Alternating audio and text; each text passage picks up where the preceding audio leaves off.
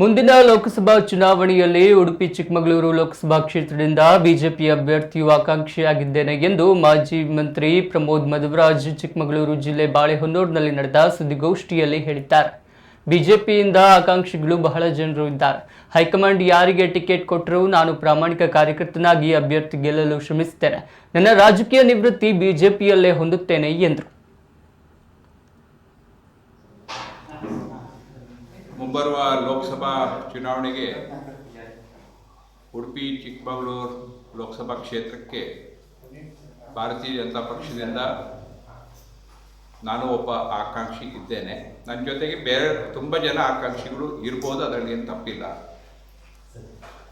ಇವತ್ತು ನರೇಂದ್ರ ಮೋದಿಯವರ ನೇತೃತ್ವದ ಸರ್ಕಾರ 3ನೇ ಬಾರಿಗೆ ಅಧಿಕಾರಕ್ಕೆ ತರುವಂಥ ಒಂದು ಅನಿವಾರ್ಯತೆ ಈ ದೇಶಕ್ಕೆ ಇದೆ.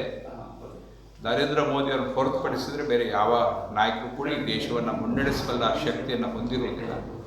ಅಂಥ ಸಂದರ್ಭದಲ್ಲಿ ಭಾರತೀಯ ಜನತಾ ಪಕ್ಷ ನನಗೆ ಅವಕಾಶ ಕೊಟ್ಟರೆ ನಾನು ಉಡುಪಿ ಚಿಕ್ಕಮಗಳೂರು ಲೋಕಸಭಾ ಕ್ಷೇತ್ರದಲ್ಲಿ ಸ್ಪರ್ಧೆ ಮಾಡಲಿಕ್ಕೆ ಸಿದ್ಧನಾಗಿದ್ದೇನೆ ಅಂತಕ್ಕಂಥ ಮಾತನ್ನು ಹೇಳಲಿಕ್ಕೆ ಬಯಸ್ತೇನೆ.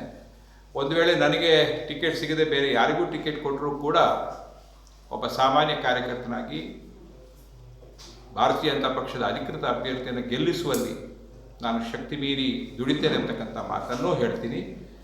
ಮತ್ತು 3ನೇ ವಿಚಾರ, ಭಾರತೀಯ ಜನತಾ ಪಕ್ಷಕ್ಕೆ ಈಗ ನಾನು ಕಾಂಗ್ರೆಸ್ ಪಕ್ಷದಿಂದ ಬಂದು ಸೇರಿದ್ದೇನೆ.